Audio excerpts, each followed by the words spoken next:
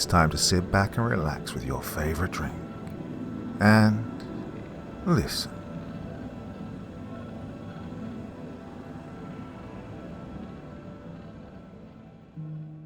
A lot of you quite often tell me that you miss the days when I did longer, more meaningful and sort of personal introduction to each of the videos. And to be honest with you, it's something I'm thinking of returning to. The reason I stopped doing it is because, well, I just wanted to get really into the story as quick as possible, but it seems to have made no difference to the popularity of the channel.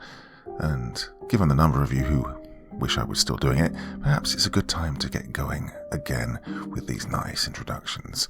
And tonight seems like a pretty good time to be doing that, given the content of the story. Now, for those of you who had some traumatic issues in childhood, this might not be the story for you, and you might want to stop listening now and go back to my back catalogue and choose something else. For those of you who are still intrigued by the title, then feel free to go ahead and listen. So, without further ado, here we go with A Monster Held Me Hostage as a Child by James Caligo. When I was a 4-year-old, I believe that's when I gained my memorable consciousness.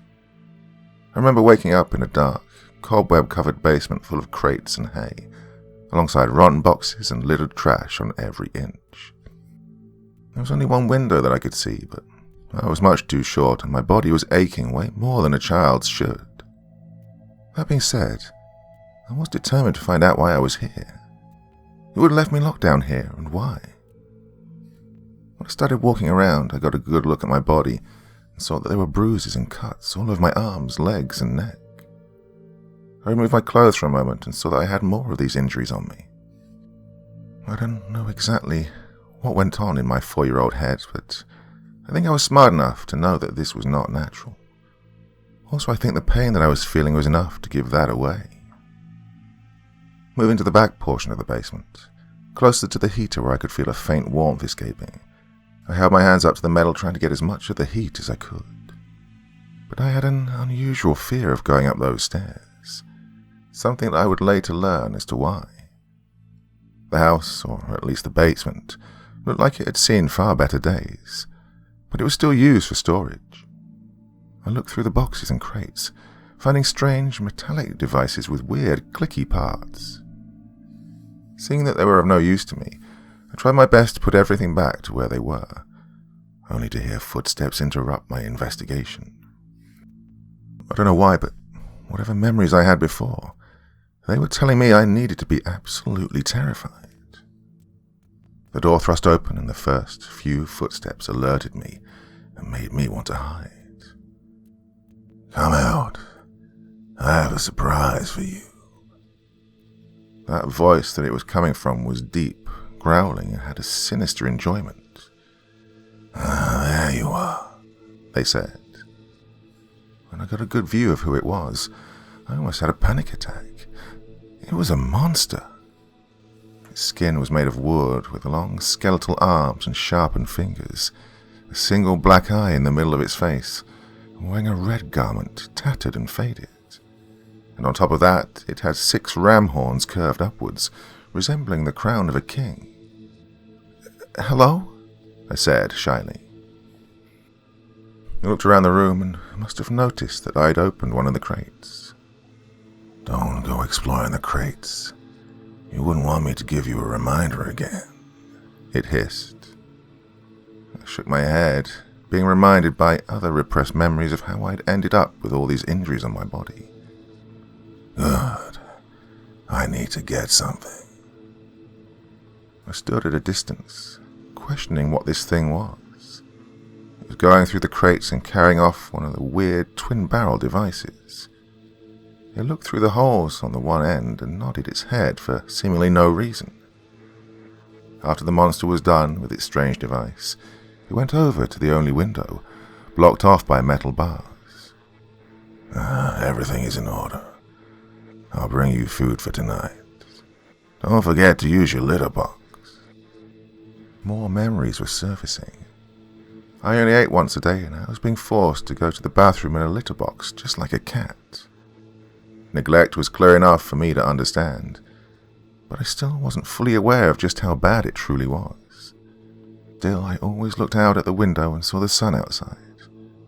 When I'd stand in the light, the warmth was always so amazing. It felt as if all of my anxiety was being burned off by the radiant rays of that beautiful yellow light. Well, I hate to say that there wasn't much else that I could do when I was down there. Only for long periods where I wouldn't see the monster up top, but whenever it did come down, I was nervous about receiving punishment. About 3 days later, the monster was acting dizzy and had been slurring its words. This was followed by a swift beating. It scratched me, tore my skin open around my joints, and just when I thought it was over, it had another creature with it, a small, raccoon-looking dog beast that would bite my legs horrendously, making me bleed out a lot. Being thrashed back and forth for what felt like an eternity, I'd be afraid of losing my legs at the end of it. I cried for it to stop, but the monster just laughed every time. It kept telling me that I needed to toughen up, that my parents were never going to find me. Well, that brought up another memory. I remembered hearing my mum say something. The word Ruby came to mind. What I could recall was that my mom was happy when my dad came into the room. He gave her something, but I couldn't remember what. All she kept saying was, Ruby something. Maybe that was my name, Ruby. I wish I could say that its remark about my parents was wrong and that they would come and get me. But after 2 years had passed, I never once had anyone come to rescue me. One particularly traumatizing moment was when I was hit over the head with a metal pipe. I thought I was going to die at that moment, but it was only made worse when the monster dumped a full cup of spiders on me. They were daddy longlegs, but being a 6-year-old at that time, it was still enough to make me lose it. I stomped on every single one of them, only for that vicious dog to attack me again after it was already traumatized by those spiders. I spent almost every day in the corner, as far as I could be out of sight from this creature. Between the malicious beatings that I received every week, the rancid environment that I had to live in, and how the monster kept dumping more dangerous animals into the basement just to make my life absolutely miserable, I'd say I hated it most when it would bring a camera to record everything that it was doing to me. I thought that maybe I wouldn't last too much longer, but something different happened on one particular day. With the cold floor finally stirring me, I awoke and saw that someone was sleeping next to me. It was me. I knew what I looked like. There was a broken mirror down here, but the mirror was not beside me where I slept. There was another girl down here that looked just like me. She had the same red hair as I did and pale skin. Whoa! Hey, wake up! Her eyes flickered and she opened them when she saw me. Hey, who are you? She said. My name's Ruby. The girl scratched her head and it seemed like she was able to speak the same basic English that I knew. Well, nice to meet you, Ruby. I'm Esmeralda. And she smiled. By then I was already sitting up with my legs crisscrossed, waiting for her to do the same. It was a bizarre experience, seeing that we looked like twins. Well, the only difference was the eyes. My eyes were hazel while hers were a light blue. We kept moving each other's bodies to see if it really was a look-alike in the basement. Well, she seemed to be just as weirded out by my presence as I was of hers. But being that we were nothing more than a couple of 6-year-olds trapped in a confined space, we did what any kids would do. We talked. We made friends with one another really quick. That being said, there wasn't much to talk about other than that she had no idea how she'd ended up down here, and she only talked about wanting to go back to her parents. I wanted to go see my parents too. We both set it out in our hearts that we would get out of here and find them. When I pressed her for more questions on her family, she acted rather odd about what her parents looked like. Oh, I'd rather not find out that they look alike too. Well, I had to agree that would be weird. So, sue me, I was an underdeveloped 6-year-old who had no experience with the outside world. How would I know that that was a silly concept? By the way, why is your body covered in scratches and bruises? She pointed at my arm. When I explained to her that a monster had been coming down here and attacking me whenever I got out of line or for whatever small mistake it seemed to come up with on the spot, I also took notice that she had a few bruises on her body too. I pointed it out, and she said, "Oh, I barely even noticed. Thought I was just aching from sleeping on the hard floor." We took comfort in the situation that we found ourselves in because we had each other for the whole time we were in this incarceration. But it was only a matter of time before we had another run-in with that beast. The creature came for a brief visit and picked up one of the crates. Thankfully, it ignored us during that time, and when it talked, it would only talk to one of us each time it came down. Then, after it grabbed the last crate, we heard the front door opening and closing repeatedly for some time. For once, we would have some peace and quiet during our time, and there was a little extra food and water left down here for us. During that time, we played house. I was Mummy, and she'd be Daddy. We didn't have anything to be the baby, so we wrapped a blanket up and pretended with that. And pretending about a Mum and Dad quickly got both of us saddened, because it only reminded us about our parents. So we decided to play hide and seek instead. But after about 2 days, the sound of its footsteps coming down the stairs got both of us to jump from our game of tag and stand next to each other, waiting for whatever it was the creature wanted. It approached and held up its arm. I flinched instinctively, waiting to be struck again. I heard the quick snap of contact, but I felt nothing. When I opened my eyes, I saw that Esmeralda was the one who was hit. It said, "You messed around with one of the crates again, didn't you?" "No, I promise I didn't." It clenched its hand into a fist and proceeded to punch her repeatedly in the side of her abdomen. Well, out of anger for seeing my newfound friend be attacked, I tried to push it down, but I merely bounced off, unable to physically move the creature. It didn't even register my presence. I couldn't do anything. I screamed for it to stop, but it ignored everything, and my voice was drowned out by the wailing and cries of Esmeralda. I tried pushing and punching even, anything to try and get it off of her as it started bashing her in the head. But after about 5 minutes of this abuse, I felt so weak from my efforts, I fell down and sat in the corner. My legs were hurting, my stomach was killing me, and my head was feeling a rather sharp pain. Esmeralda was laying on the floor. A small puddle of blood was dripping off her face to the ground. Her eyes appeared lifeless, and I went into a cold sweat believing that she was dead. My heart was beating excruciatingly hard, and I was hyperventilating. The creature said, "Do that one more time and I will kill you and mail your body to your parents." It stomped its feet up the stairs, and once I knew it had closed the door, I rushed quickly over to Esmeralda and tried to use my clothes to clean up her blood. But I felt so weak myself, and that's the part that didn't make sense to me. I raised my hand to my head, and when I pulled it back, my eyes widened when I saw that my whole palm was covered in blood. Wait, why am I hurt? The pain was faint, but thankfully it wasn't going to stop me from nursing my friend back to health.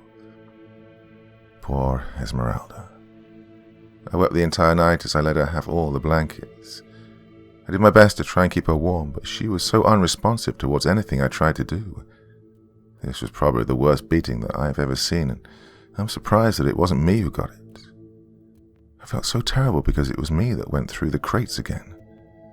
I gave her all of my water, but thankfully I never felt thirsty. Well, never thirstier, but there was never enough water. In fact, the amount of food and water that was down here for me had not changed since she was here, other than when the monster left for longer periods of time. I climbed in the sheets to keep her warm, but even with me there, it felt freezing for the both of us.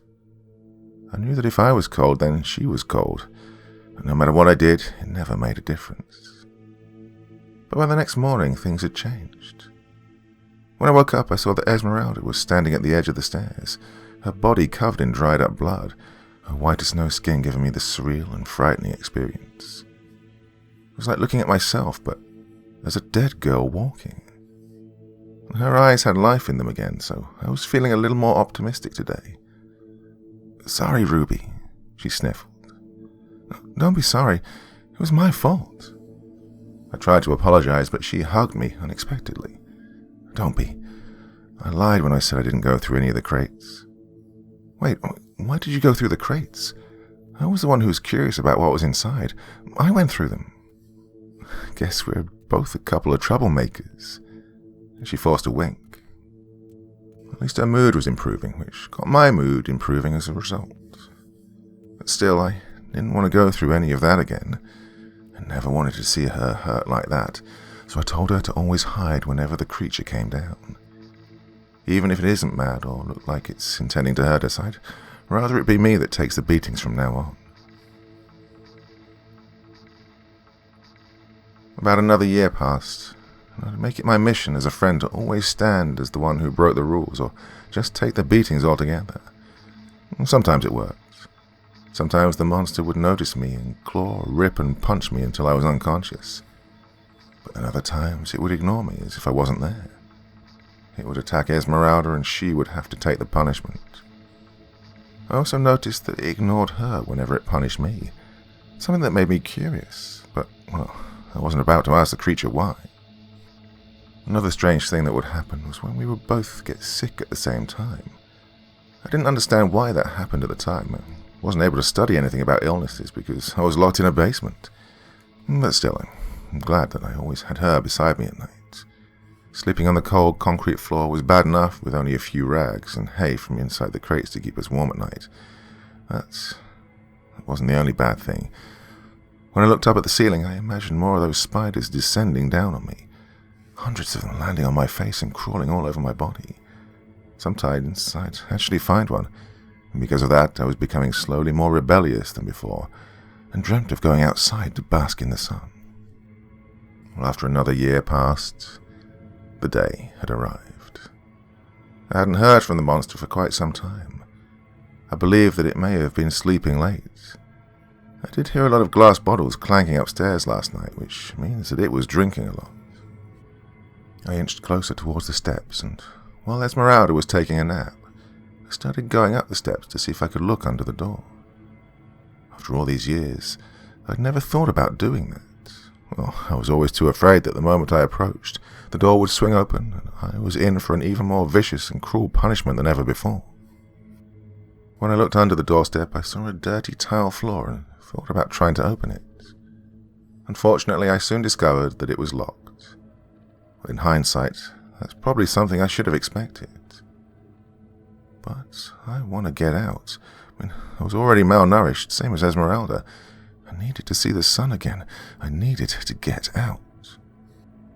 I went back downstairs and woke her up, telling her, "Essie," my nickname I'd given her, "the monster's gone. We should try to break out." She stirred quickly and rubbed her eyes. "What? No. That thing will kill us if we try that." "It'll kill us if we stay here," I retorted. "I'm so tired of being hungry all the time, and I'm feeling so weak from the constant beatings," I cried. She rested her hand on my shoulder and pulled me in for a hug. I cried into her shoulder, and she did the same. But she said yet again, "I love you too much to see you die, Ruby. You've always been a sister to me. And you're my sister, whether by blood or friendship. That's why I want us to escape. If we have to die, let it be getting out and finally seeing the sun again." Her face was telling me enough that she was not strong enough to do such a task. She looked down, defeated. "I'll do it without you," I semi-threatened her. Really, I was just trying to convince her to go along because I really couldn't do this without an extra pair of hands. She looked at me again, her cheeks swelling as she gave me a pouty face. "Stop trying to make me do it. I know you wouldn't leave me here." Well, she was right. Even if I did somehow manage to get the door open, there's no way I'd leave her here. "Please, Esmeralda, I really want us to get out of here." I pleaded with her, tears rolling down my cheeks. She started biting her nails, a nervous tick, and started looking everywhere around the room. "Okay," she relented, her head slumping down. "Thank you, and hey, if we get free, we can always see each other again on the outside." She smiled at my mentioning of that. I was a little worried about something like that. "All right then, let's get out of here and go play outside." We both started looking through the crates. I knew there was something that we had to do. Whatever the lock was on the door, I knew it wasn't part of the doorknob. It had to be some sort of cheap lock that you could slide across to keep the door closed. Already when I would push on the door, it would creak open a little, telling me that we had a good chance of breaking the lock. If we could find something to break open the door or blow a hole through it, we might be able to make our break. Yes, it was do or die time. I never really understood what any of these weird metallic objects were, but they didn't seem like they would have been useful in our escape. I wanted to use something that would destroy the wood. After opening one crate after another and still not finding something that might blow a hole in the door, I tried looking for that tool the monster had used to open the nailed-shut crates, but I never paid attention when it was doing that. But then Esmeralda shouted for me. I came over and she held up this long metal bar with sharp curves at the ends. She spoke with an excited tone. "Oh, I think I remember what this is called. A crowbar." We both examined and wondered what it was for. We decided to test it out on some of the crates. Well, after hacking at one and seeing that that wasn't the brightest idea, we tried other methods until we eventually figured out that you can wedge it in between cracks. Perfect for a door. Wow, time was of the essence. We had to act fast and get that door open before the monster returned. I shoved the bar in between the crack and both I and Esmeralda held on tight as we started wiggling it back and forth with as much force as we could possibly muster. I knew both of us were exhausted from our living conditions, but I felt a surge of adrenaline kick in that I'd never felt except when I was receiving a beating. I kept getting reminded of those beatings and how I was done with them. I refused to ever go through that pain again. Gritting my teeth as hard as I could, we both kept going back and forth with the bar, chipping away at the wood. I wasn't going to stop until I had no strength left in my body or that door had nothing left in it. Finally, I heard a loud pop. The door was completely open, and the two of us nearly lost our grip and fell back down the stairs. It's open!" I shouted in excitement. Esmeralda had tears rolling down her eyes. The joy of finally getting out was just ahead of us. We stepped out onto the floor and saw that the house looked to be a mess. It was old, had cobwebs in the corners, and looked just slightly more furnished than my concrete prison. Nevertheless, we made a beeline for the front door, but stopped in our tracks suddenly when we heard something coming from upstairs. They were standing at the top of the stairway leading up to the second floor. "How did you get out?" the monster snarled. My body was freezing up and cold sweat was already drenching me, but Esmeralda grabbed me by the hand and we took off from the front porch. When we got out onto the lawn, I saw that the raccoon dog was tied up. It was snarling and thrashing around violently, barking like a rabid animal looking for blood. The monster stepped out onto the porch and walked fast down the steps. We both ran as fast as we could towards the street, wanting to escape to a neighbor's house to see if they would help us. The monster went over to the dog and released it, having the creature hightailing it towards us. I kept looking back, frightened that the dog was going to rip me apart. But Esmeralda grabbed a rock and threw it at the dog. Well, this did nothing to deter it. And then it dawned on me, I was still holding the crowbar. As the dog was about to jump up and seemingly go for Esmeralda, I thrust the crowbar as hard as I could and landed it straight into the dog's forehead, hearing a bone-breaking crunch underneath the metal. The animal whimpered, and the monster was screaming all sorts of obscenities, saying how it was going to kill me if I didn't march right back then and there.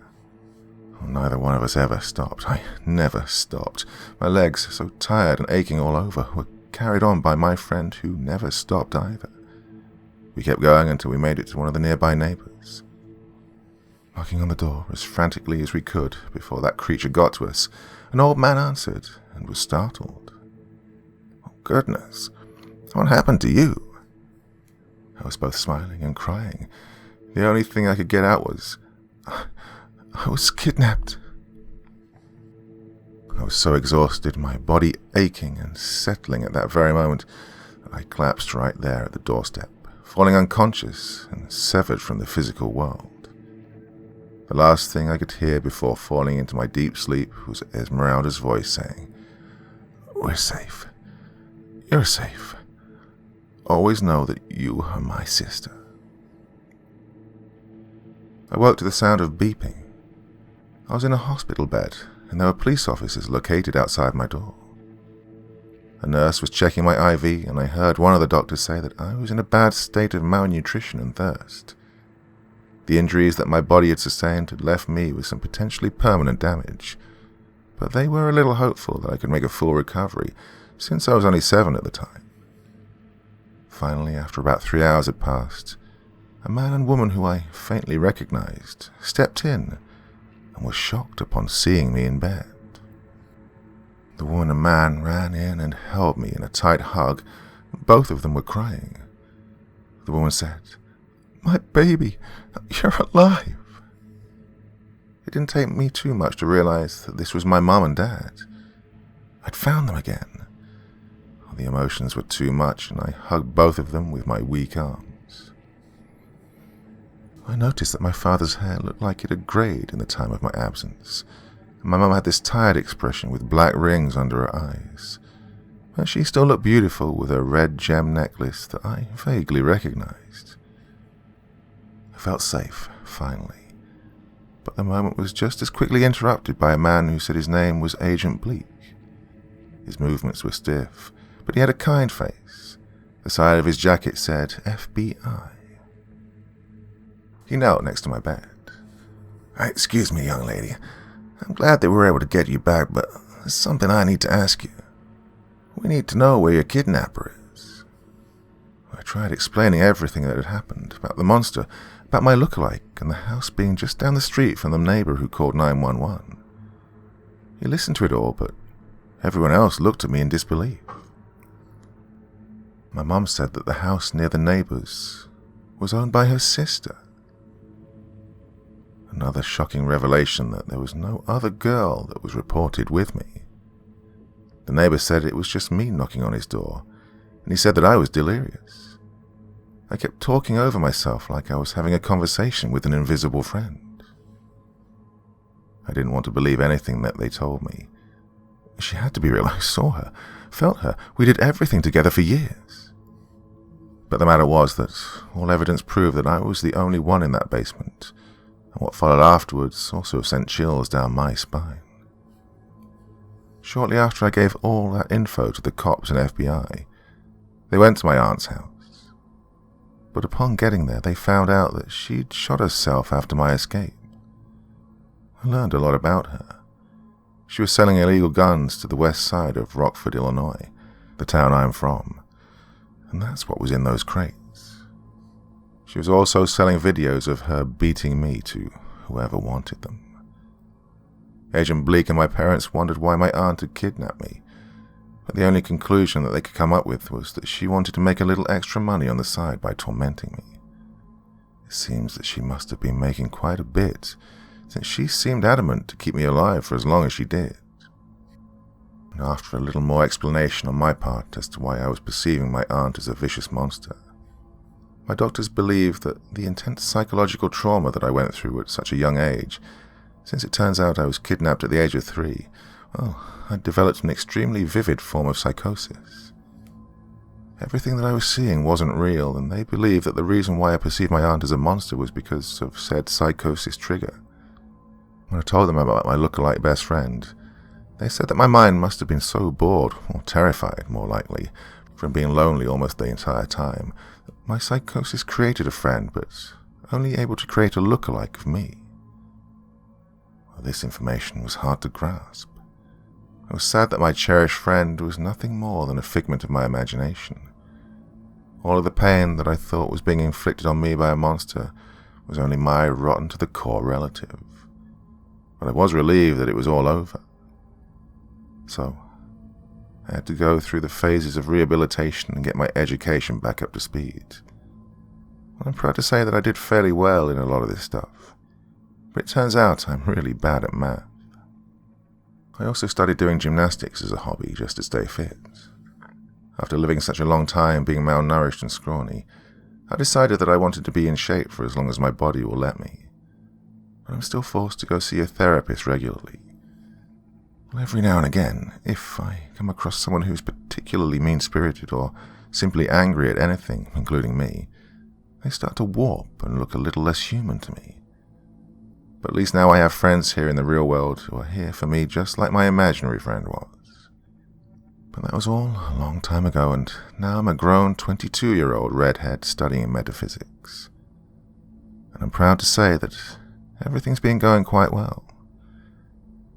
So from Rockford, Illinois, this is Esmeralda signing off.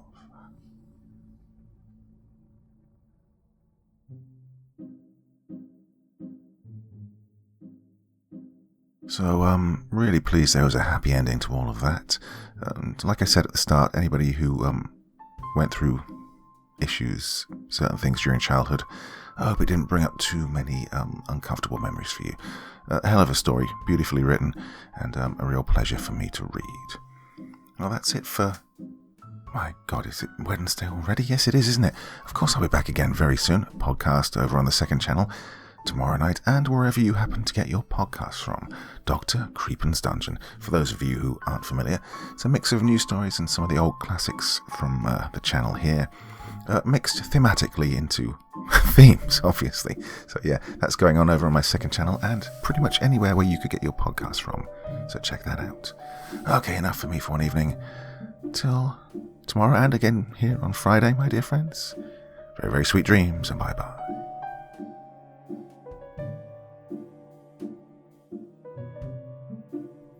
Thank you so much for taking the time to listen to this story today. Really means a lot to me, and to the author of the story, of course. Well, if you want to know more about me, I'm pretty much everywhere on social media. You can find me on Facebook, Twitter, Instagram. You can download my music on SoundCloud. I've got a Patreon if you feel like. Throw me $1 or $2. Very much appreciated. And of course, on Reddit, I have a place where you can leave stories if you want me to read one that you've written. Well, hoping to see you all again very soon. Till then, sweet dreams. Bye-bye.